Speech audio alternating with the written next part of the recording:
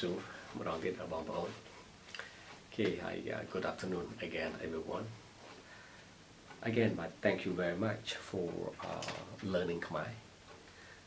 Even though not with me, but with other, Khmer teachers, I am very delighted to hear that you are taking Khmer lessons. Just a few, advice for those who are interested in learning Khmer language. I think it is very important if you take any foreign language as a second language. And learning a language is not that easy, especially some of the Southeast Asia languages. For example, like Khmer or Chinese or Japanese, this is hard to learn. My recommendation for those who are interested in learning Khmer language, it depends, what type of learning you want to do. You want to be able to read Khmer, to write Khmer, or just like a communication. It's a normal, day-to-day, activities or communications. It is important, to think about that and decide, how far you like to go for learning Khmer. But the very basic thing that I recommend is learning survival language, Khmer language. Topics that I say survival is, for example, like getting around town, direction, for example, asking for food, getting to know one person, how to introduce yourself when you meet the Khmer people. Rather than that, listening is also very important in this language, because you might learn very good with your teachers or your instructor at home or at school or from YouTube. But in reality, most teachers that they teach Khmer, they try to be like formal. They teach you like formal language, formal, Khmer speaking.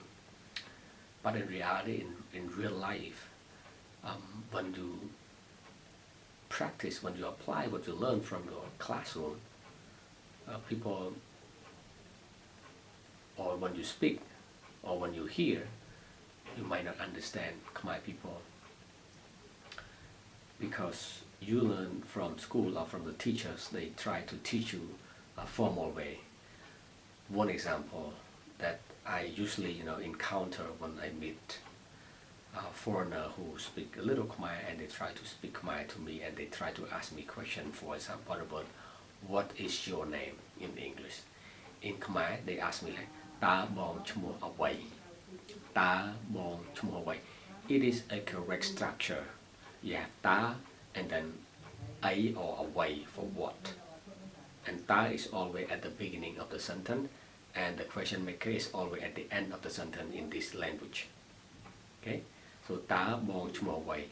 In spoken, that's why I say, when I help people learning the Khmer language, I usually recommend them to learn informal language, because when they learn, they are going to use with people in the market, with people in informal setting, like street people, example.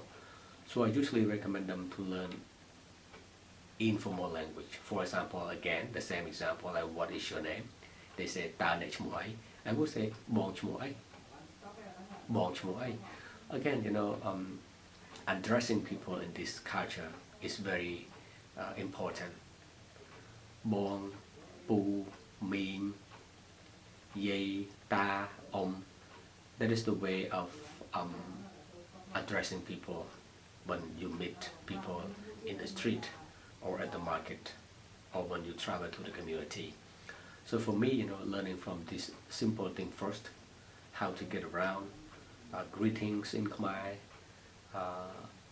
practice your listening skill. When you ask people, can you understand, or can they understand you? And then when they ask you, can you understand them? This simple thing, I would say maybe take a few months learning greetings, getting around, and practice. So when you feel comfortable with this, let's continue your lesson with your teachers. Okay, so this is important. That's why I think learning from basic topics first, and then when you build that confidence, you want to go further. Okay, so because greetings in this culture is in many ways. Sometimes when people meet each other, they don't even say anything. They're just smiling at each other. It's a way of greeting also. And sometimes when people meet each other, they just say, "Have you eaten breakfast yet?" When they meet in the morning, or "Have you eaten lunch yet?" That's the way of greetings also. Okay, so this kind of little things, tips, is very important as a foreigner learning Khmer language. So again, this short video just gave you an idea. So I have like tons of videos.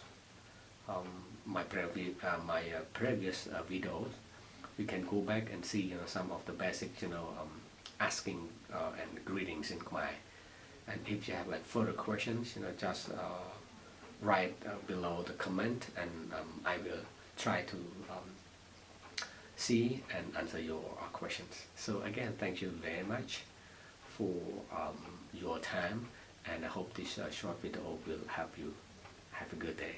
បាទអរគុណច្រើនបងប្អូនទាំងអស់គ្នាអរគុណច្រើនបងប្អូនទាំងអស់គ្នាខ្ញុំសង្ឃឹមថាវីដេអូនេះជួយដល់ទាំងអស់គ្នាទីមួយខ្ញុំថាជាវីដេអូដែលលើកទឹកចិត្តរបៀបលើកទឹកចិត្តឲ្យយើងដឹងថាតើយើងរៀនភាសាខ្មែរយើងគួរតែចាប់ផ្ដើមពីកន្លែងណាបាទជាអនុសាសន៍របស់ខ្ញុំគឺចាប់ផ្ដើមពីប្រធានបទដែលធម្មតាដែលសាមញ្ញឧទាហរណ៍និយាយពីការសួរស្ទុកគ្នាយើងពីការសួរផ្លូវយើងពីការណែនាំខ្លួនការស្ដាប់នៅសំណួររបស់ប្រជាជនខ្មែរនៅពេលគេសួរយើងតើយើងយល់សំណួរគេអត់ពីព្រោះក្នុងការសួរក្នុងភាសាខ្មែរមានរបៀបច្រើនក្នុងការសួរទៅនរណាម្នាក់មានរបៀបច្រើនហើយមួយទៀតការគេហៅភាសាអង់គ្លេសថា addressing របៀបហៅមនុស្សគឺខុសគ្នាដែរបាទគឺខុសគ្នានៅក្នុងភាសាអង់គ្លេសនរណាក៏យូរមែនទេ What is your name បាទគឺប្រើយូទាំងអស់មិនថាអ្នកឯងជាស្ដេចមិនថាអ្នកឯងជា